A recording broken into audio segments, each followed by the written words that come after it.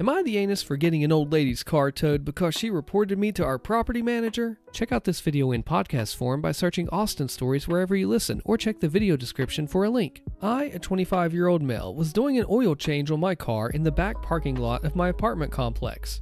I wasn't in anyone's way, and it takes maybe like 30 minutes. I clean up after myself too.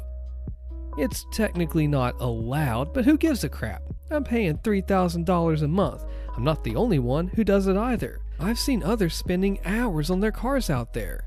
Anyhow, this older lady, I don't know, in her 70s, moved upstairs above me, and she's a Karen, constantly in everyone's business and complaining about the dumbest crap.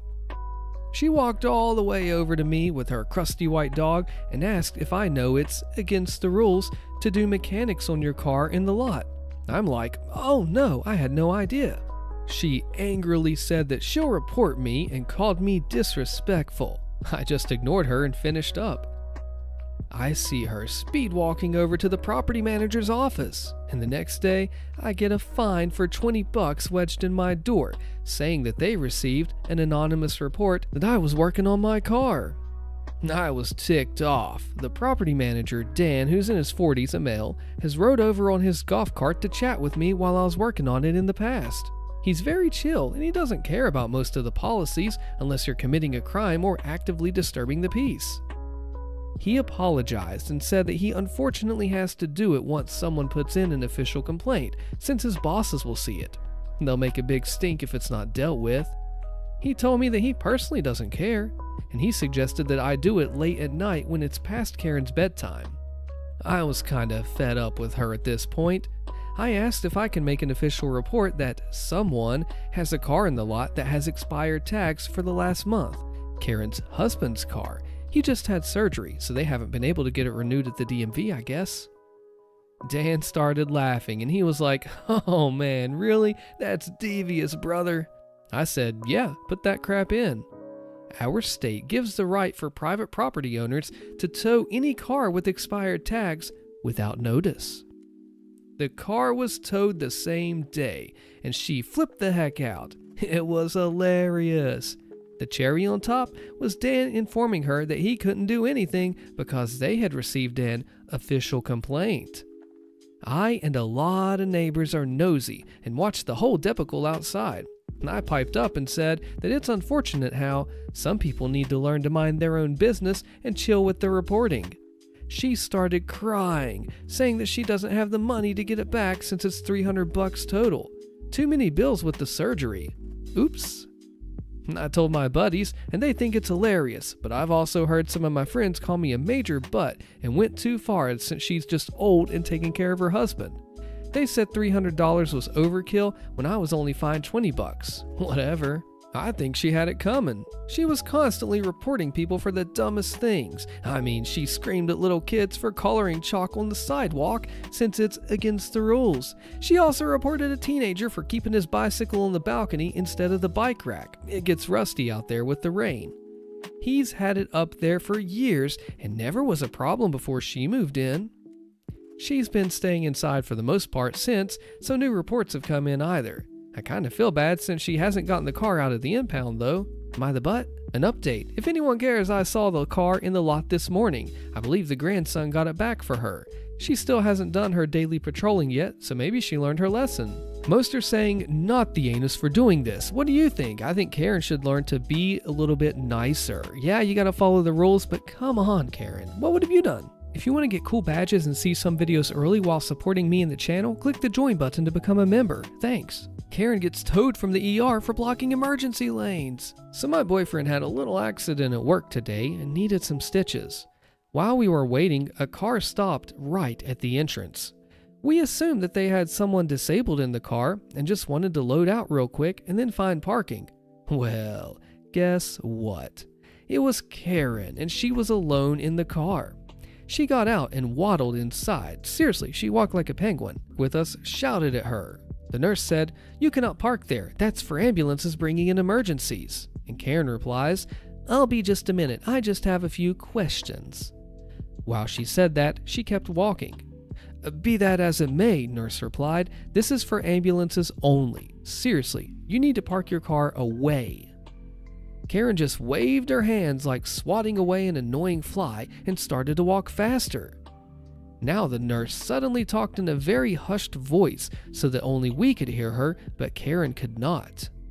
"Hey, look, we have our own tow car that can be here in 2 or 3 minutes. Move away now or your car is gone by the time you return." So if a car is blocking an emergency entrance or exit, this can cost lives, so they're not messing around, even when most of the time they only tow people parking in the handicapped spaces for no reason. Then she winked at us and said, "You both heard me warning her, right?" I said, "Yeah, loud and clear. You warned her she would get towed." The nurse called security on her radio, and within 2 minutes, they were there hooking her car up. We were still waiting when suddenly I heard a screech. "You B, where is my car? I have places to be." Nurse said, "Security's on their way. They'll explain to you where it is." "They better bring me my car or I'll call the police for theft." The nurse, seeing that security was already almost behind her, told her, "Hey, I was calling after you, telling you that you cannot park there. This is for emergency vehicles. But you ignored me even when I shouted after you that you will be towed and that this will be an expensive mistake." Karen lost it and tried lunging at the nurse, but the nurse just stepped back and security grabbed her, and so she hit the security guard instead. They tackled her and called the police. To make a long story short, police came and we told them that the nurse shouted after her that this is for emergency vehicles only and that she will be towed several times, but Karen did not listen. Karen got arrested for assault and a whole bunch of other stuff. The nurse later brought us to the examining room and told us the assault was probably her biggest mistake. She only wanted to teach her a lesson by making her pay for the towing, but since they had to call the cops, she'll also get a ticket for blocking the entrance to an ER, and the fine for that is a lot higher than just the towing, plus all the charges. You do not screw around and find out when it comes to hospitals and patients and safety. I don't know what Karen was doing. Probably wasn't even thinking, because they don't do that very well, do they? What have you done if you were a nurse? I am a pharmacy technician, and I've primarily worked in long-term care pharmacies.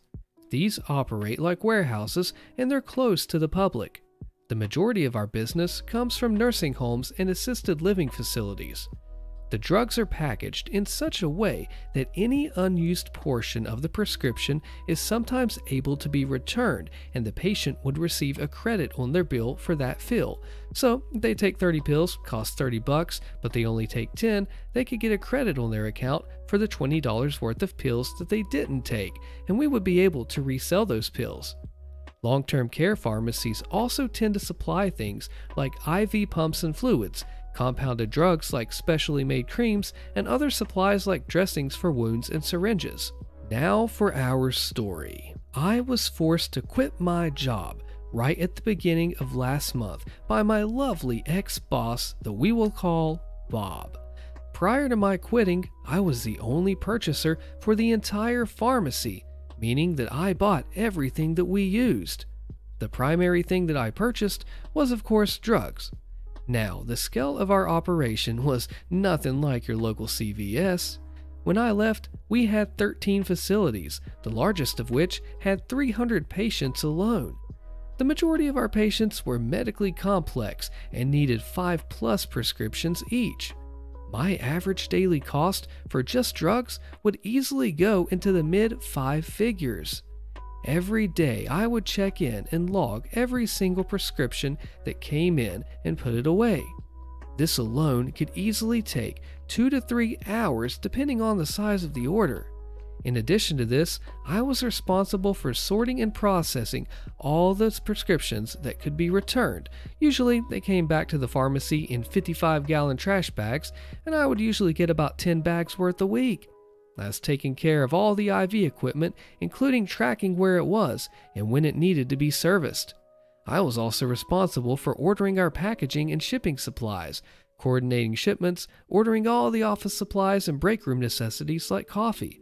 Yeah, on top of it all, I was required to do a brief inventory every day to make sure that we didn't run out of any prescriptions and that we had everything that we needed to get through to the next business day, in addition to weekly and monthly counts of other select items and drugs. Basically, it was a lot, and I generally felt that it was too much for one person, particularly for what I was being paid. Enter Bob. Bob had actually cold called me and offered me the purchasing job. We had worked together before, although I never worked directly under him. The job he was offering had a lot more PTO and a higher wage than where I had been, so I left. Stupid, stupid me. Everything went fine for several months, until one day Bob asked me why I was destroying a lot of certain expensive drug while processing returns. I explained to him that the patient's insurances had denied the credit and that it had to be destroyed per the law. Well, he then asked me to simply mark out the patient info and put it back on the shelf. Ladies and gentlemen, that is fraud. As in, go directly to jail, do not pass go, do not collect $200. But seriously, if I had complied and an inspector had caught me, I would be writing this from my prison after taking a second mortgage on my house to pay my fines. Obviously, I told him that I would not be comfortable with that, to which he said, really? Well, I guess I'll just have to do it myself. He never did, to my knowledge, but after that day, something changed. He started to get pretty short with me, but by that point, I was about done being overworked and underpaid while being asked to commit felonies, so I started looking for another job. He, of course, found out. Not that I was really trying to hide it. Stupid, stupid me again. He called me into his office one chilly March morning and then said, "I've actually been meaning to talk to you." And I pretty much knew then and there that my job was done. And I tell you what, I have never felt more panicked and free all at once. He tells me that he doesn't think I'm happy working there and that he knows I've been looking for other jobs. I tell him, yeah, that's the case. We discuss how I feel overworked and underpaid, and he says that he thinks my attitude has been off lately and that I'm not reliable because I'm sick a lot and how that's just not going to work out for him. Then he drops not one, but 2 bombs. The first bomb. He says that he just thought that I was smart enough that I could pick up the job without really getting any training, but that he found out that wasn't the case. Ouch. I reminded him that I'd never worked that kind of job before, and he, surprisingly, conceded that maybe he could have had me trained better, even though there were never any complaints about my performance by him or anyone else. And then he drops the second bomb. He had already hired my replacement. She could start in early April. He would give me the choice to be fired, or because he, quote, likes me as a person, end quote, I could quit and spare myself having to explain to future employers what had happened. I told him that I would need to think for a few minutes and excuse myself. I called my mom, best friend, and husband and told them all what happened and that I would be quitting, and all fully supported me. By the way, he was generally a butt to me. I walked back in and I told Bob that I quit. He was shocked. The conversation went like this. I said, "Bob, I quit." He replies, okay, today? Uh-huh. Right now? As his eyebrows are going up. Yep. Then I stuck out my hand and he gave me the most pathetic limp-noodled handshake that I have ever gotten. I went, I cleaned out my desk, punched out, and went to every single co-worker and told them that I had enjoyed working with them and that I was sorry it couldn't continue and Bob had felt that it was best that I move on. Most of them were shocked. One of the pharmacists cried. I left in the middle of the day, leaving over a week's worth of returned drugs to process, a half-unpacked daily shipment, and nobody trained to even do half of my job. Now, dear reader and listener, you may think that this is the end of the karma that my boss had to endure, but it's not. Not even close. A week later, COVID made its bold appearance on our shores.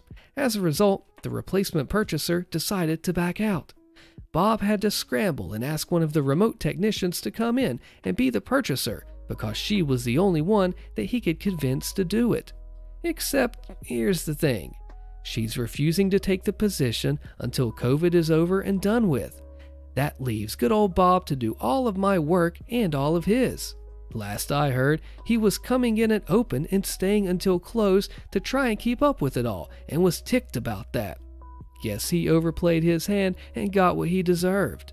This is a perfect case of you don't understand what I do and you take me for granted, you get me out, boom, and look what happens to you next. What would have you done? Karen steals and destroys my car, but the cops arrest me. Click the video on your screen to find if Karen gets justice served to her, and I'll see you there.